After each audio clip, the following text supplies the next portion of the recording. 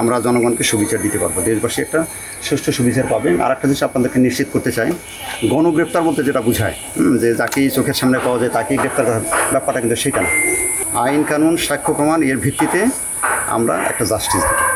আপনারা জানেন গণগ্রেপ্তার কিন্তু করা হয়নি, আমাদের অ্যারেস্টের সংখ্যা কিন্তু খুব বেশি না। এ ধরনের ঘটনায় জনগণ প্রত্যাশা করতে পারে শত শতকে অ্যারেস্ট করা হবে, হাজার হাজার লোকজন অ্যারেস্ট হবে, ব্যাপারটা কিন্তু সেটা না।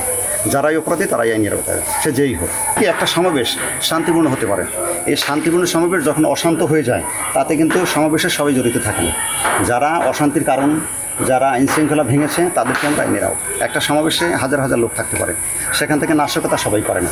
সুতরাং সবাইকে গ্রেপ্তার করার বিষয়টা, সবাইকে মামলায় আসামি করা, তাদেরকে অ্যারেস্ট করা, এটা তো আইনসঙ্গত না, আপনারা জানেন। প্রমাণ বেরিয়ে আসবে, যার অপরাধ খুঁজে পাওয়া যাবে তার বিরুদ্ধে ব্যবস্থা নেওয়া হবে।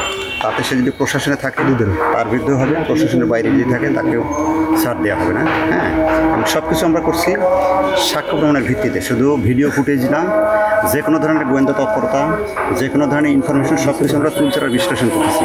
বিশ্লেষণের প্রেক্ষিতে আমরা যখন নিশ্চিত হব যিনি প্রকৃত অপরাধী তাকে আইনের আওতা আনা হবে। সে প্রশাসনে আছে কি প্রশাসনের বাইরে আছে, এটা আমাদের কাছে মুখ্য বিষয় নয়। এখন পর্যন্ত কোনো মোটিভ পেয়েছেন আপনারা? তদন্তের স্বার্থে এটা আমরা বলতে চাচ্ছি না। আমাদের আইনের কার্যক্রম চলতেছে, গ্রেপ্তার অভিযোগ অব্যাহত রয়েছে। আমরা ইতিপূর্বে বেশ কয়েকজনকে গ্রেপ্তার করেছি, আপনারা জানেন। মামলা হয়েছে, আরও কিছু মামলা হবে। শৃঙ্খলা বাহিনী কাজ করতেছে।